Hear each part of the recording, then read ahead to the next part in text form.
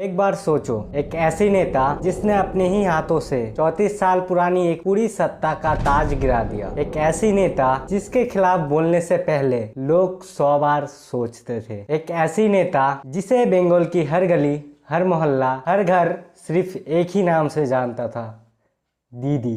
All India লেভেলে অনেকে আমায় ভুল বুঝেছে। আমি বলেছি বাংলায় কোনো জোট নেই, কিন্তু ইন্ডিয়ায় যে জোটটা ওটা আমি তৈরি করেছিলাম। ওই জোটটা দিয়ে আমরা সরকার তৈরি করব। আমরা জোটে থাকবো, জোটে আছি আমরা।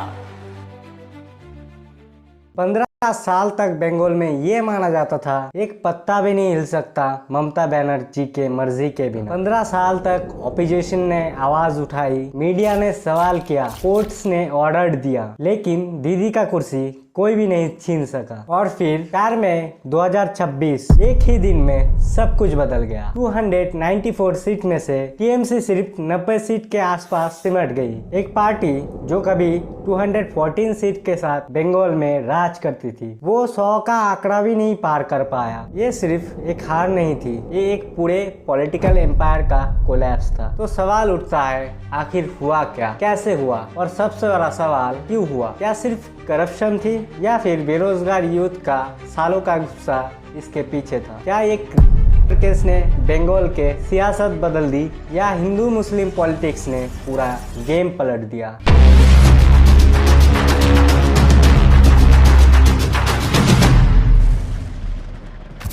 नहीं, ये कहानी इन सब से कई ज्यादा बड़ी है। ये कोलैप्स एक रात में नहीं हुआ, ये सालों का गुस्सा, टूटते भरोसे और एक खामोश इंसाफ का नतीजा था। एक ऐसा फैसला जो बंगाल की जनता ने खामोशी से लिया। आज हम इस पूरी कहानी को समझेंगे एकदम शुरू से, क्योंकि ये सिर्फ बंगाल की पॉलिटिकल स्टोरी नहीं है, ये हर उस आम इंसान की कहानी है जो सालों तक एक ब्रोकन सिस्टम के साथ जीता रहा, जो करप्शन, अन्याय और बेकार गवर्नेंस का बोझ उठाता रहा। ममता बनर्जी के पॉलिटिकल डाउनफॉल को समझने के लिए सबसे पहले हमें बंगाल को समझना होगा, असली बंगाल को। वो बंगाल जिसके बारे में हम पढ़ के बड़े हुए। कोलकाता जो कभी ब्रिटिश इंडिया की राजधानी हुआ करता था।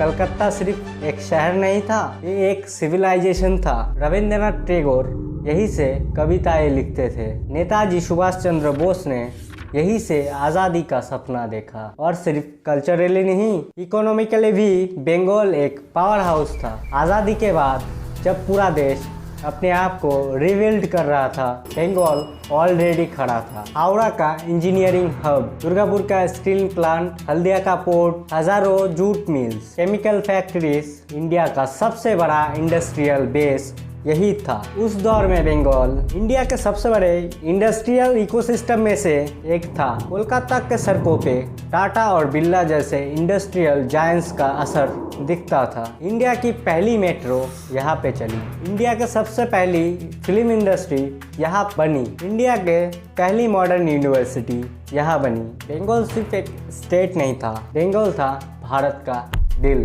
लेकिन फिर ऐसा क्या हुआ कि बंगाल धीरे धीरे अपनी चमक खोने लगी। 1977 बंगाल की सियासत में एक नई युग की शुरुआत हुई। लेफ्ट फ्रंट सत्ता में आए, ज्योति बासु चीफ मिनिस्टर बनी। शुरुआत में बंगाल के लोगों को लगा शायद अब एक नई सुबह आएगी, गरीबों का हक की बात होगी, मजदूरों को सम्मान मिलेगा और राज्य में एक बैलेंस प्रोग्रेसिव सिस्टम खड़ा होगा। लेकिन धीरे धीरे ये उम्मीद एक लंबी बर्बादी में बदल गई। 34 साल एक ही पॉलिटिकल आइडियोलॉजी, एक ही पार्टी स्ट्रक्चर, एक ही पावर सिस्टम। और जब किसी भी डेमोक्रेसी में पावर इतने लंबे समय तक एक जगह सिमट जाए तो डेवलपमेंट अपने आप रुक जाता है। बंगाल के साथ भी वही हुआ। फैक्ट्रीज धीरे धीरे बंद होने लगी, इंडस्ट्रियल प्रोडक्शन गिरने लगे, ट्रेड यूनियंस का पॉलिटिकल मिसयूज बढ़ने लगा, हड़ताल बंद और labour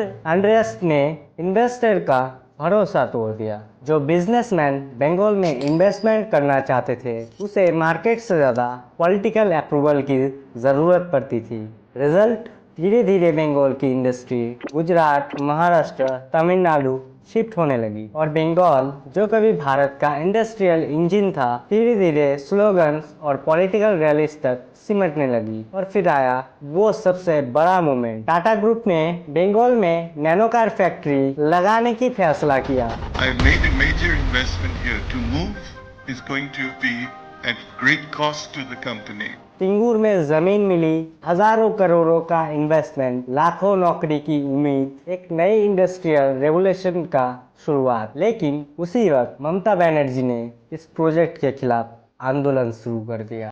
Came full circle today with Mamta Banerjee beginning the handback of land.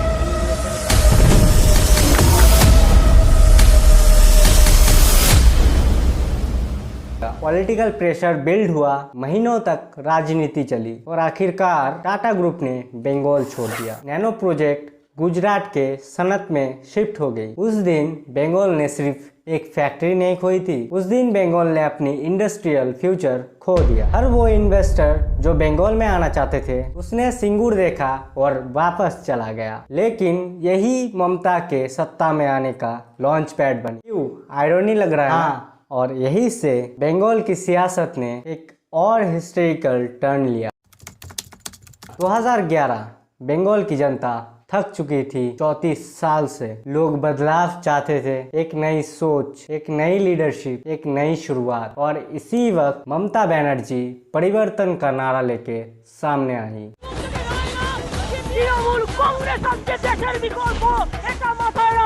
वो अलग थी, एक ऐसी लीडर जो कॉमन मैन के बीच से उठकर आई थी और बंगाल ने उन्हें भारी बहुमत वोट दिया। 294 में से 184 सीट्स। एक 34 साल पुरानी लेफ्ट सत्ता एक ही झटके में खत्म। बंगाल ने ममता बनर्जी को सिर्फ वोट नहीं दिया था बल्कि अपने भरोसा दिया था। उस वक्त लाखों लोगों को लगा अब बंगाल सच में बदलेगा, अब इंडस्ट्री वापस आएगी, अब जॉब्स मिलेंगे, अब करप्शन खत्म होगा और गवर्नेंस आम इंसान के लिए काम करेगी। ममता बनर्जी उस वक्त सिर्फ एक चीफ मिनिस्टर नहीं बनी थी, वो बंगाल की सबसे बड़ी उम्मीदवार बन गई। और फिर ममता दीदी ने अपने पॉलिटिक्स का सबसे पावरफुल मॉडल खड़ा किया, वेलफेयर पॉलिसीज, लक्ष्मी भंडार, कन्याश्री, रूपश्री, स्वास्थ्य साथी, डायरेक्ट बेनिफिट स्कीम्स। ये स्कीम सिर्फ इकोनॉमिक रिलीफ नहीं रही, इन्होंने एक साइकोलॉजिकल सिक्योरिटी दी, एक फीलिंग दी कि दीदी हमारे साथ है। और इसी वेलफेयर इकोसिस्टम ने टीएमसी को बंगाल में एक मजबूत पॉलिटिकल शील्ड दिया सालों तक। लेकिन सत्ता का एक बहुत कड़वा सच होता है, जब कोई लीडरशिप बहुत लंबे समय तक पावर में रहता है वो खुद एक सिस्टम बन जाता है और धीरे धीरे सिस्टम में एक चीज आती है जो पूरा खेल बदल देती है, करप्शन। दोस्तों, ये वो चैप्टर है जिसने बंगाल की सियासत को अंदर से हिला कर रख दिया, करप्शन। लेकिन ये सिर्फ करप्शन वर्ड नहीं था, ये एक पूरा सिस्टम था, एक डीपली रूटेड नेटवर्क, एक ऐसा इकोसिस्टम जो धीरे धीरे बंगाल के गवर्नेंस मॉडल का हिस्सा बन गया। पंचायत लेवल से लेकर टॉप लीडरशिप तक हर लेयर में भ्रष्टाचार का जाल फैलता चला गया और इसी सिस्टमैटिक करप्शन ने टीएमसी के पॉलिटिकल एम्पायर को अंदर से कमजोर करना शुरू कर दिया। पहला और सबसे बड़ा चैप्टर, एजुकेशन स्कैम। सोचिए, एक स्टूडेंट सालों तक मेहनत करता है, रातों की नींद सैक्रिफाइस करता है सिर्फ एक गवर्नमेंट जॉब पाने के लिए, एक सिक्योर फ्यूचर के लिए। और उसने एग्जाम क्लियर किया, मेरिट लिस्ट में नाम आया, क्वालिफिकेशन भी थी, लेकिन नौकरी नहीं मिली। क्यों? क्योंकि नौकरी मेरिट से नहीं पैसे से मिल रही थी। SSC school service commission teacher recruitment scam. एक ऐसा बड़ा घोटाले की बात करें तो 26,000 से ज्यादा टीचर्स की नौकरी कोर्ट ने कैंसिल कर दी क्योंकि वो इलीगली अपॉइंट हुए थे पैसे देकर। प्राइमरी में 32,000 नौकरी कैंसिल होने का केस अभी भी चल रहा है। जब ईडी ने farmer education minister Partho Chatterjee और अर्पिता मुखर्जी से जुड़ी प्रॉपर्टीज में रेड की, पता है क्या मिला? 50 करोड़ से भी ज्यादा कैश, बैग भर के नोटों के बंडल्स, अलमारियां भरी पड़ी थी। जब क्वालिफाइड कैंडिडेट्स प्रोटेस्ट करने के लिए सड़कों पे आए तो उन्हें जस्टिस के बदले लाठीचार्ज मिला। बंगाल ने देखा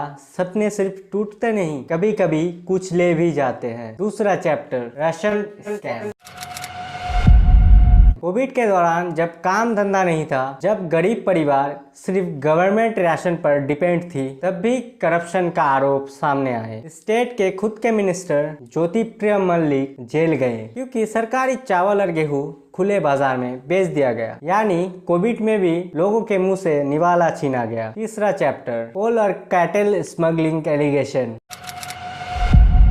अनुब्रत मंडल टीएमसी का बड़ा चेहरा। सीबीआई ने अरेस्ट किया बंगाल की खदानों से इलीगल कोल्ड का नक्शा, बांग्लादेशी बॉर्डर से की गई तस्करी, करोड़ों का रोटेशन और उन सब में टीएमसी लीडर्स का हाथ। चौथा चैप्टर, कटमनी कल्चर। ये एक ऐसी चीज थी जिसे लोग ओपन सीक्रेट कहते थे। हर छोटी सरकारी काम के लिए कटमनी, घर बनाना है कटमनी, स्कीम का पैसा लेना है तो भी कटमनी, हॉस्पिटल में बेड चाहिए कटमनी, नेता जी को खुश करो तभी कुछ मिलेगा। ऐसा महसूस होने लगा कि वेलफेयर और गवर्नेंस के बीच एक अनऑफिशियल कमीशन सिस्टम खड़ा हो चुका है। और सबसे बड़ी बात, लोगों ने सालों तक ये सब देखा लेकिन अक्सर चुप रहे। पॉलिटिकल पावर का डर, एडमिनिस्ट्रेटिव प्रेशर का डर, सिस्टम के खिलाफ खड़े होने का डर। लेकिन हिस्ट्री का एक रूल है, डर हमेशा परमानेंट नहीं होता और जब डर धीरे धीरे खत्म होने लगता है तो गुस्सा वोट में बदलता है। अब बात करते हैं उस फोर्स की जो टीएमसी के लिए सबसे बड़ी चैलेंज बनकर उभरी, बंगाल का यूथ और उनका गुस्सा। बंगाल में आज 1 करोड़ से भी ज्यादा बेरोजगार युवा है, 21 से 25 साल के उम्र के, पढ़े लिखे, कैपेबल, एम्बिटिशियस। इन्हें क्या चाहिए था? चांस, एक फेयर सिस्टम, एक सरकारी जॉब जो मेरिट पे मिले, एक ऐसा राज्य जहां टैलेंट की कदर हो। लेकिन ग्राउंड रियलिटी क्या है? रिजिड एग्जाम्स, पिके हुए सिस्टम और प्रोटेस्ट करने पर पुलिस एक्शन। रिजल्ट, जब कोई कुछ नहीं कर सकता तब वो बंगाल छोड़ के चला जाता है बेंगलोर, हैदराबाद, मुंबई। इन सब शहरों में बंगाल के टैलेंट को बंगाल छोड़ना पड़ता है। क्यों? क्योंकि 15 साल में बंगाल में कोई नई IT हब नहीं बनी, कोई न्यू मैन्युफैक्चरिंग यूनिट नहीं, कोई इंडस्ट्रियल कॉरिडोर भी नहीं। दूसरे राज्य में लोग देख रहे थे डेवलपमेंट, जॉब, फैक्ट्री, और जब वो घर लौटते थे अपने गांव में अपने फैमिली के पास, उन्हें सिर्फ दिखता था बर्बादी, बेरोजगारी और एक ऐसा सिस्टम जो उन्हें फॉलो ही नहीं करता। ये माइग्रेंट्स, ये वोटर्स भी थे और इनका वोट एक अलग ही रेवोल्यूशन क्रिएट किया। बंगाल का युवा समझ चुका था 1500 रुपए टेम्पररी रिलीफ दे सकता है, पर 1500 रुपए से फ्यूचर नहीं बनते, 1500 रुपए इज्जत नहीं दिलाता, 1500 रुपए एक युवा का सपना पूरा नहीं कर सकता। और यही वो टर्निंग पॉइंट था जब 18 से 30 साल के लाखों वोटर्स ने डिसाइड किया इस बार हमें बदलाव चाहिए। अब आते हैं उस हिस्से पर जो इमोशनली सबसे पावरफुल है, महिला वोटर्स। ममता बनर्जी के सबसे बड़े पॉलिटिकल स्ट्रेंथ थी महिलाएं। लक्ष्मी भंडार से सीधा कैश, कन्याश्री से एजुकेशन सपोर्ट, रूपोश्री से शादी की मदद, स्वास्थ्य साथी से हेल्थ कवर। ये स्कीम सिर्फ पैसा नहीं देती थी, ये एक साइकोलॉजी एम्पावरमेंट करती थी, एक फीलिंग की दीदी हमारे साथ है, दीदी ने मुझे चूज किया। और सालों तक ये काम करता रहा। लेकिन 2024 के एक रात ने सब कुछ बदल दिया। कोलकाता आर्जिकल मेडिकल कॉलेज, एक यंग ट्रेनी डॉक्टर थी, अपनी ड्यूटी कर रही थी। एक रात जिंदगी बचाने वाली प्रोफेशन का जिंदगी ले लिया इसी सिस्टम ने। पूरा बंगाल सड़कों पे आ गया। डॉक्टर्स ने काम बंद कर दिया, स्टूडेंट ने रास्तों पर मार्च किया, महिलाओं ने रात को मोमबत्ती लेके सड़कों पे निकला। और ममता बनर्जी के गवर्नमेंट ने क्या किया? एविडेंस मिटाने की कोशिश की। With evidence in connection with the rape and murder of a junior doctor on the campus. और सबसे दर्दनाक, ममता ने खुद कहा मेरा ही केनो रात 8टार पर बाहरे बेरोबे, यानी लड़कियां रात 8 बजे के बाद क्यों निकलेगी? इस सवाल का हर जवाब बैलेट बॉक्स के अंदर दिया गया। संदेशखाली और पब्लिक परसेप्शन, संदेशखाली कंट्रोवर्सी ने भी स्टेट पॉलिटिक्स को डीपली पोलराइज किया। लोकल टीएमसी लीडर्स का अत्याचार और स्टेट गवर्नमेंट की रिस्पॉन्स और मोस्ट साइलेंस। ये दो इंसिडेंट्स आरजी कोर और संदेशखाली मिलके एक नई वोटर साइकोलॉजी स्ट्रेटेजी क्रिएट कर गए। वेलफेयर सही है लेकिन सुरक्षा भी चाहिए, और बिना सुरक्षा के वेलफेयर क्या ही कर सकती है। और फिर आया वो मोमेंट जो सब पर भारी पड़ गया। एक माँ, रत्ना देवनाथ, आरजी कोर की उस बेटी की माँ जिसके साथ वो दर्दनाक हादसा हुआ। उन्होंने पॉलिटिक्स ज्वाइन की बीजेपी की तरफ से, पानीहाटी सीट से। उन्होंने कोई भाषण नहीं दिया, ना ही कोई नारा लगाया। उन्होंने सिर्फ अपना दर्द सुनाया, अपनी बेटी का दर्द, अपने आंसू के द्वारा और फिर 20,000 से ज्यादा वोट के मार्जिन से जीत गई। एक माँ का दर्द एक इलेक्शन का रिजल्ट बन गया। अब बात करते हैं उस पॉलिटिकल फैक्टर की जिसके बारे में मेन स्ट्रीम डिस्कशन में शायद उतनी बात नहीं बनी, लेकिन इलेक्शन रिजल्ट में इनका काफी इम्पैक्ट था। Minority vote fragmentation. काफी टाइम से ये माना जाता था कि मुस्लिम वोटर्स एक सॉलिड ब्लॉक में टीएमसी को वोट देते हैं और ममता का पोजीशन इतना स्ट्रॉन्ग था माइनॉरिटीज के बीच कि कोई तोड़ नहीं सकता। लेकिन 2026 आते आते इस बेस में विजुअल क्रैक्स दिखने लगे। पहली बात, इमाम्स को भाता देना, हज यात्रा करवाना, ये सब था। लेकिन मुस्लिम यूथ को क्या सिर्फ यही चाहिए था? मुस्लिम कम्युनिटी में जो नई जनरेशन है वो भी नौकरी चाहते हैं, वो भी एजुकेशन चाहते हैं, वो भी एक फेयर सिस्टम चाहता है और वही टीएमसी हार रहे थे। आईएसएफ, इंडियन सेक्युलर फ्रंट और सीपीएम ने इस गैप को पकड़ा। नौशाद सिद्दीकी जो कभी कम्युनल एजेंडा नहीं चलाते, जो डायरेक्टली कॉमन मैन से बात करते हैं, उनकी क्रेडिबिलिटी ग्रो होने लगी। बहुत से मुस्लिम वोटर ने ये डिसाइड किया कि ममता के बजाय अपने खुद के लीडर्स को सामने लाया जाए। और जब माइनॉरिटी वोट स्प्लिट हो गई, टीएमसी के मार्जिन्स, वो जो टाइट निर्वाचन क्षेत्र थे, वहाँ सब कुछ टूट गया। अब बात करते हैं उस पार्टी की जिसने ये सब पॉसिबल किया, बीजेपी। और यहाँ मुझे एक चीज सीधा कहना है, ये जीत ओवरनाइट नहीं मिली। 2011 में बंगाल में बीजेपी के वोट सिर्फ 4% था, कोई प्रेजेंस ही नहीं था, कोई रिकॉग्निशन ही नहीं थी। 2016 में 10% क्रॉस किया। 2019 में 42 लोकसभा सीट में से 18 जीते। 2021 में 38% वोट, 77 सीट, सिर्फ हार ही हार। और 2021 के बाद जो हुआ वो असली गेम चेंजिंग था। टीएमसी के पोस्टपोन वायलेंट के बाद जो फैमिलीज टूट गई थी, जो घर जले, वो साइलेंस वोटर बन गए। सालों तक उनका गुस्सा जमता रहा। शुभेंदु अधिकारी, टीएमसी का एक सबसे बड़ा नाम, नंदीग्राम आंदोलन का एक चेहरा, ममता का सबसे ट्रस्टेड ट्रांसपोर्ट मिनिस्टर। उन्होंने देखा कि पार्टी अब अभिषेक बनर्जी ममता के भांजे के इर्द गिर्द सिमट रहे हैं, पुराने लीडर्स को कॉर्नर किया जा रहा है, पार्टी एक फैमिली की जागीर बन रही थी। दिसंबर 2020 शुभेंदु ने टीएमसी छोड़कर बीजेपी ज्वाइन की। उनके साथ आए dozens of TMC leaders, MLAs, workers. Bengal की पॉलिटिक्स में भौचाल आ गया। 2021 में उन्होंने नंदीग्राम से ममता के खिलाफ चुनाव लड़ा और जीते भी।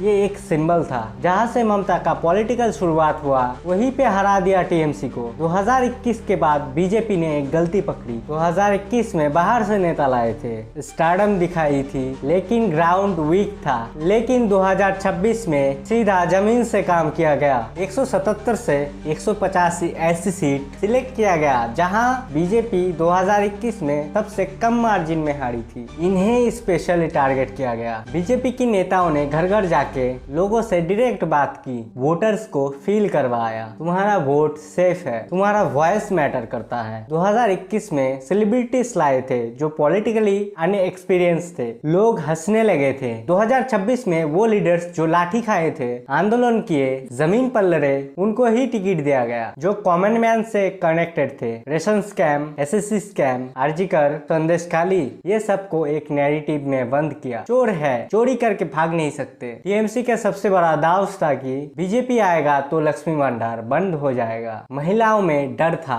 बीजेपी ने मैनिफेस्टो में लिखा, कोई स्कीम बंद नहीं होगी और महाराष्ट्र की तरह 3000 रुपया किया जाएगा। एक ही मूव में महिलाओं के सारा डर खत्म कर दिया और एक ही रीजन दिया गया स्विच करने का। और फिर आई ममता के कुछ स्टेटमेंट जो एक्चुअली उन्हीं के खिलाफ थे। আমরা আছি বলে না আপনারা সবাই ভালো আছেন, আর যদি আমরা না থাকি কোনোদিন সেরকম আসে 1 সেকেন্ড লাগবে। একটা কমিউনিটি যখন জোট বাঁধে না, ঘিরে ফেললে 1 সেকেন্ডে দেবে একদম 12টা বাজিয়ে।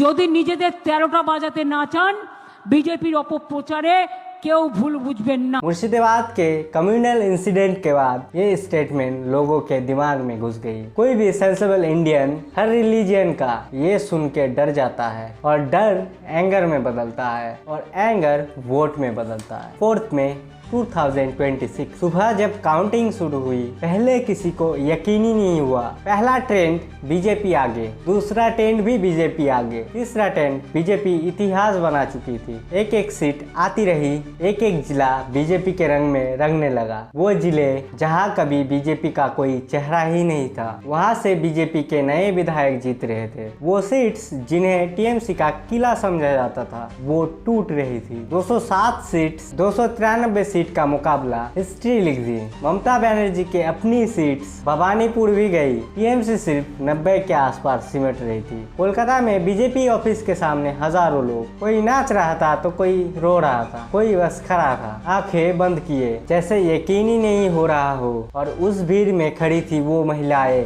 जिनके बेटे को 2021 के पोस्ट पोल्ड वायलेंस में मार दिए गए थे, जिन्हें सोचना पड़ा था शायद इंसाफ कभी नहीं मिलेगा। उनके आंखों में आंसू थे, लेकिन वो आंसू खुशी के थे। दोस्तों, इस इलेक्शन में एक चीज हिस्टोरिक थी, शायद रिजल्ट से भी ज्यादा। 79 सालों में पहली बार बंगाल में सच में फ्री और फेयर वोटिंग हुई। इतनी security, central forces, CCTV observers हर बूथ पर था। वो डर जो डिकेड से बंगाल के वोटर्स के दिल में था, नहीं दे सकते वोट, वो डर इस बार नहीं था। और जब डर नहीं रहता तो असली वोट निकलते हैं। बंगाल ने अपना असली मन जाहिर किया और जो निकला वो 207 सीट थे। दोस्तों, ममता बनर्जी के ये हार सिर्फ बंगाल की कहानी नहीं है, ये एक यूनिवर्सल डेमोक्रेटिक लेसन है। कोई भी पॉलिटिकल एम्पायर कितना भी पावरफुल हो, सरवाइव नहीं करती जब गवर्नमेंट फेल हो जाए, करप्शन सिस्टमैटिक हो जाए, जब विश्वास टूट जाए। करिश्मा काम करता है एक वक्त तक, वेलफेयर भी काम करता है एक वक्त तक, आइडेंटिटी पॉलिटिक्स काम करता है एक वक्त तक, लेकिन जब एक स्टूडेंट का फ्यूचर छिन जाता है तो वो भूलता नहीं। जब एक माँ की बेटी का इंसाफ नहीं मिलता, वो भूलता नहीं। जब एक वर्कर सड़कों पर लाठी खाता है, वो भूलता नहीं। और इलेक्शन के दिन वो सब याद करता है, साइलेंटली, पावरफुली। 2011 में ममता ने 34 साल पुरानी लेफ्ट को हराई थी। 2026 में बंगाल ने फिर से परिवर्तन चाहा। और डेमोक्रेसी का सबसे बड़ा सच ये है, कोई भी तख्त परमानेंट नहीं होता, चाहे वो लेफ्ट का तख्त हो, चाहे वो दीदी का तख्त हो, या आगे चाहे किसी का भी हो। जब तक गवर्नेंस सही है, तख्त सही है। जब गवर्नेंस टूटी, तब लोग तोड़ देते हैं उस तख्त को। और बंगाल ने 2026 में यही प्रूफ किया। अब सवाल ये है, बीजेपी ने जो प्रॉमिस किया है, नौकरी, सुरक्षा, इंडस्ट्री, एजुकेशन में ट्रांसपेरेंसी, क्या वो पूरा कर पाएंगे? 6 लाख करोड़ का डेबिट है बंगाल पर, हजारों अनएम्प्लॉयड है। इंडस्ट्री वापस लाने का एक बहुत बड़ा चैलेंज है। अगर बीजेपी ने भी यही किया जो टीएमसी ने किया, तो ये जनता जो एक बार जाग चुकी है, 5 साल भी नहीं लगाएगी फिर से बदलने में। क्योंकि ये वही जनता है जिसने 34 साल की लेफ्ट को हराया। ये वही जनता है जिसने 15 साल की ममता को हराया। ये वही जनता है जब जागती है तो इतिहास लिखती है। दोस्तों, ये था बंगाल का 2026 के फुल एनालिसिस। अगर ये वीडियो आपको वैल्यूएबल लगा तो एक काम जरूर करो, इस वीडियो को शेयर करो, क्योंकि ये सिर्फ इलेक्शन की कहानी नहीं है, ये डेमोक्रेसी की कहानी है। और डेमोक्रेसी की कहानी हर इंडियन को जाननी चाहिए। कमेंट्स में बताओ, आपके हिसाब से बंगाल में सबसे बड़ा इशू क्या था और क्या है? और एक सवाल छोड़ के जाता हूँ, क्या बीजेपी बंगाल को वाकई बदल पाएगी या इतिहास खुद को दोहराएगी? जवाब आप ही दोगे 5 साल में। तब तक देखते रहो chronic media, beyond headlines into reality.